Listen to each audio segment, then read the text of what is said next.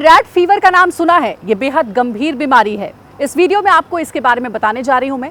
ज्यादा बारिश या फिर बाढ़ प्रभावित इलाकों में कई बीमारियों का खतरा बढ़ जाता है, ये तो आप सभी जानते हैं। इनमें से ही एक है रैट फीवर, जो गंभीर बीमारियों की लिस्ट में आता है। साल 2018 की बात अगर आपको बताएं तो अकेले केरल में रैट फीवर की वजह से तकरीबन 45 लोगों की मौत हुई थी। हर साल मानसून के दौरान बाढ़ की वजह से इस खतरनाक बीमारी का खतरा बढ़ जाता है। इसे लेप्टोस्पायरोसिस भी पुकारा जाता है। ये बैक्टीरियल इन्फेक्शन की लिस्ट में आता है, जिसमें मरीज को पहले तो तेज बुखार की शिकायत होती है और अगर टाइम पर रोगी को अस्पताल ना पहुंचाया जाए या फिर मेडिकल ट्रीटमेंट ना मिले तो उसकी मौत तक हो जाती है। दरअसल चूहों से फैलने वाली ये बीमारी पानी के जरिए इंसानों में फैलती है। लेप्टोस्पायरोसिस आमतौर पर चूहों या फिर कुत्तों में पाए जाने वाला एक वायरस है, जिसकी वजह से ये बीमारी फैल सकती है। बाढ़ के दौरान चूहे जैसे जानवर और इंसान किसी न किसी तरीके से एक दूसरे के संपर्क में आ जाते हैं। लोगों में इस बीमारी के फैलने का जो अहम जरिया है वो है पानी।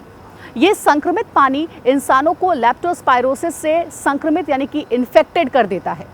चलिए आपको बताते हैं कि ये बीमारी आखिर क्या होती है और इसके लक्षण यानी कि सिम्टम्स क्या होते हैं। साथ ही आपको ये भी बताएंगे कि इससे किस तरह से आप बच सकते हैं। थोड़ा ध्यान रखने की ज़रूरत है। रैट फीवर की बीमारी कैसे फैलती है?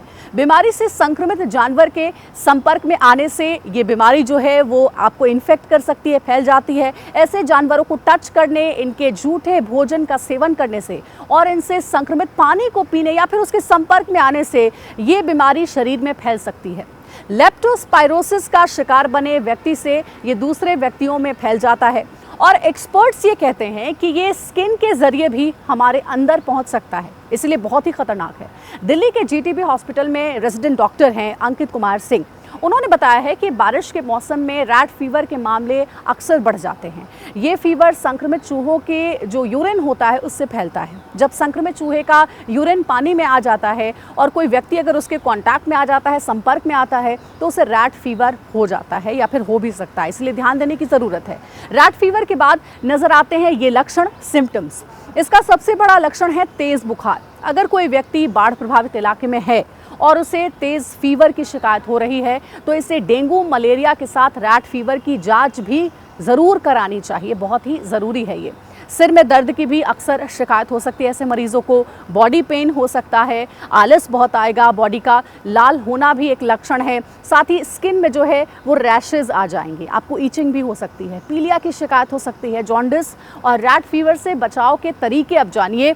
दिल्ली के राजीव गांधी हॉस्पिटल में डॉक्टर अजीत जैन हैं। उन्होंने ये बताया है कि रैट फीवर से बचाव के लिए ज़रूरी है कि आप संक्रमित पानी को ना पिएं, यानी कि बारिश के दौरान पानी को उबाल कर पीना बहुत ज़्यादा ज़रूरी है।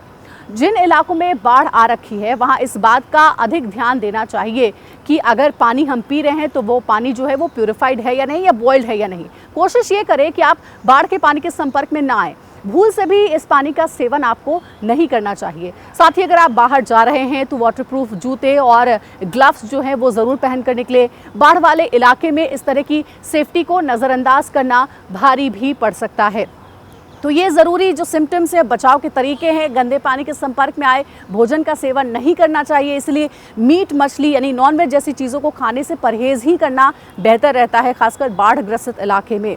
अपने आसपास ज़्यादा से ज़्यादा सूखा रखने की कोशिश करें और अगर हो सके तो खाने की जो चीज़ें हैं उसको अच्छे से आप बॉईल करें, अच्छे से कुक करें, पकाएं। और सबसे ज़रूरी ये है कि अपने हाथों को नियमित रूप से आप धोएं या फिर बाहर निकलते समय अपने साथ सैनिटाइज़र ज़रूर रखें। तो रैट फीवर क्या है ये हमने आपको बता दिया और इससे बचने के उपाय क्या हैं, लक्षण क्या है, ये समझिए और रैट फीवर को पहचानिए।